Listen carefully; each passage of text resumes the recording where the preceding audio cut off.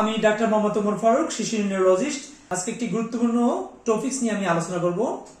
সেটি হলো, সবাই আমরা জানি যে একটা বাচ্চা 2 মাসে সেই বাবু কি করে, সে অল্প অল্প তার ঘাটটা শক্ত হয়। 3 থেকে 4 মাসে সে পুরোপুরি ঘাটটা শক্ত করে।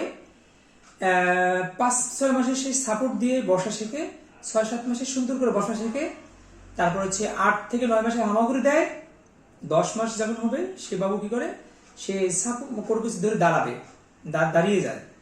তারপর 11 মাসে সে বাবার 2 হাত ধরে হাঁটে।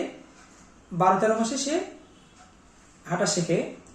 13-14 মাসে সে কি করে, সুন্দরভাবে হাঁটা শেখে। 15-16 মাসে সে দৌড়াবে। এভাবে 1.5 থেকে 2 বছরে সে কি করবে, সিঁড়ি দিয়ে উঠবে। 2 বছর থেকে 2.5 বছর সে সিঁড়ি দিয়ে উঠবে এবং নামবে।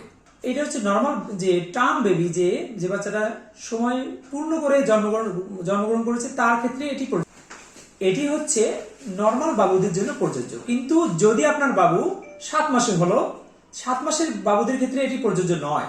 সেক্ষেত্রে কি করতে হবে, আপনার বাবু যে 9 মাস থেকে তার 7 মাসে বিয়োগ দিতে হবে। তাহলে 2 মাস তার বিয়োগ দিয়ে তা আপনি হিসাব করবেন।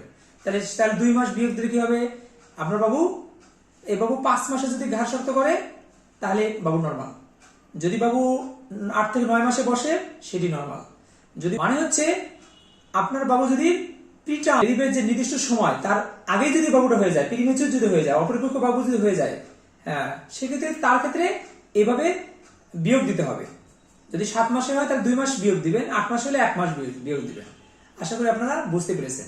অনেকে কি করে যে তার বাবুর 3 মাসে ঘাড় শক্ত হচ্ছে না, অনেক প্রেশানি হয়ে যায় যে আমার বাবু 5 মাস হয়ে গেল, ঘাড় শক্ত হয়নি। অথচ সেই বাবুটা যদি 7 মাসে হয় তাহলে 2 মাস বিয়োগ দেই, তাহলে সে 5 মাসে সে ঘাড় শক্ত করেছে, তাহলে এটা নর্মাল। ওকে, আসসালাম।